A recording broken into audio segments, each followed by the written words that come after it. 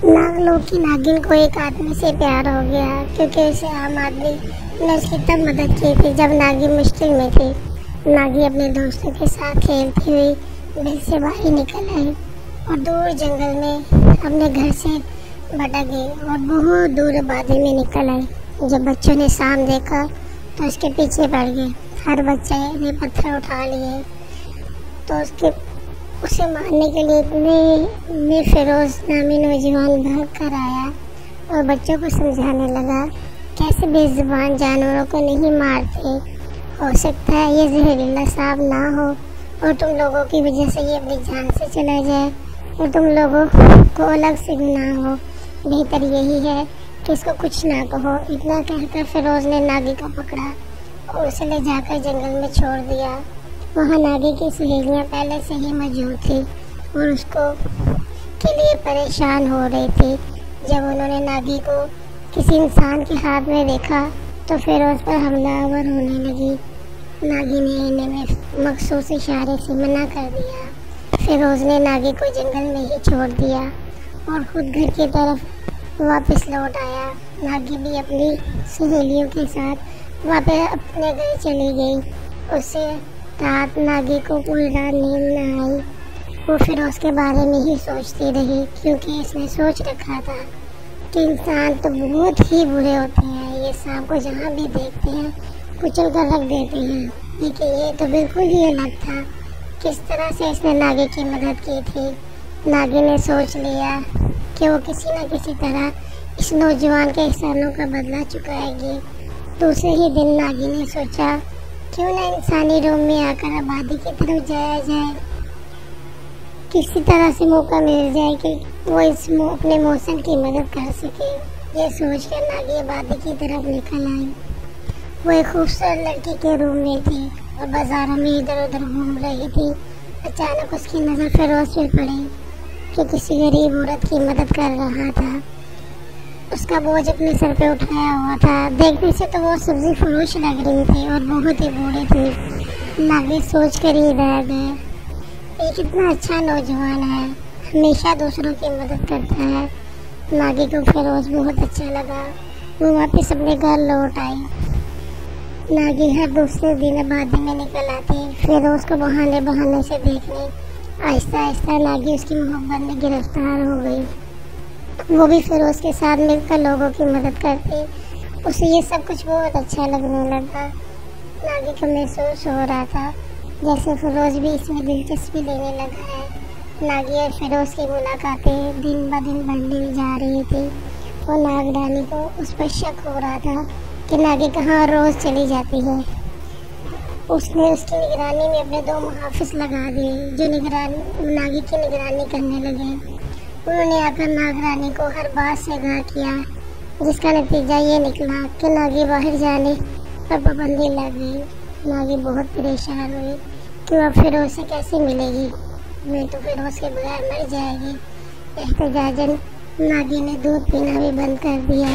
नागरानी जो कि नागी की माँ थी बहुत परेशान हुई कि अब वो क्या करे, क्योंकि वो चाहती थी कि वो नागी की शादी दूसरे कबीले के सरदार से करे, लेकिन नागी तो इंसान में दिलचस्पी ले रही थी। जब नागी किसी तौर न मानी तो नागरानी ने सोचा क्यों ना नागी को उस इंसान से बदजन कर दिया जाए। उसने सोचा इंसान तो हमेशा ही दौलत के भूखे होते हैं। क्यों ना नागी के आगे शर्त रखी कि फिरोज को खजाना दूंगी। अगर उसने कबूल कर लिया तो तुम्हें फिरोज को छोड़ना होगा और जिससे मैं चाहूँगी शादी करनी होगी। नागी मान गई, क्योंकि उसे पता था कि फिरोज बिल्कुल भी ऐसा नहीं करेगा। नागरानी ने अपनी दूर खूबसूरत नागने इसके पीछे लगा दी जो एक मजबूर औरत के रूम में थी। उन्होंने फिरोज से मदद की अपील की। फिरोज ने उनकी मदद कर दी। उन्होंने मदद के बदले फिरोज के हीरे जवाहरात का बैग देने की कोशिश की, जिसे फिरोज ने लेने से इनकार कर दिया और बोला ये सब मैंने अल्लाह की रजा के लिए किया है, मुझे इन सब की ज़रूरत नहीं है। यह कहकर वो अपने घर की तरफ बढ़ गया। जब नागरानी को ये सब पता चला तो वो बहुत परेशान हुई और कहने लगी आज की दुनिया में कोई ऐसा भी हो सकता है जो हीरे जवाहरात ठुकरा दे। नागरानी ने अपने वादे के मुताबिक नागी को आज़ाद कर दिया और बोली, फिर उसको अपनी हकीकत बता देना कि तुम नागिन हो। अगर ये सब सुनकर फिर उस शादी के लिए राजी हुआ, तब ही शादी करना। नागी भी इस पर राजी हो गई। नागी खुशी खुशी फिरोज से मिलने के लिए गई। आज भी फिरोज उसे दरख्त के नीचे इंतजार करता हुआ मिला। वो नागी को देखकर बहुत खुश हुआ और बोला, तुम इतने दिनों से कहाँ थी? मैं तो परेशान ही हो गया था कि तू कहीं भी नजर नहीं आ रही थी, कहाँ गायब हो गई थी? नागी मुस्कुरा कर बोली, अम्मा की तबीयत जरा नासाज थी, इसलिए उसके पास थी। फिरोज परेशान होकर बोला, अब वो कैसी है? नागी बोली, अब अम्मा ठीक है, इसलिए तो आज तुमसे मिलने आई हूँ। फिरोज बोला, तुम मुझे बता देती, मैं भी उनका हाल अहवाल पूछ लेता। नागी ने कहा, आज मैं तुम्हें एक हकीकत बताना चाहती हूँ। फिरोज ने कहा, हाँ बोलो। नागी कहा, अगर तुम्हें पता चले कि तुम जिसे पसंद करते हो वो इंसान ना हो, तो क्या तुम फिर भी उसे पसंद करोगे? फिरोज ने कहा, इससे क्या फर्क पड़ता है? हम जिसे पसंद करते हैं वो इंसान हो या ना हो, आदमी की पहचान तो उसके अमल से होती है।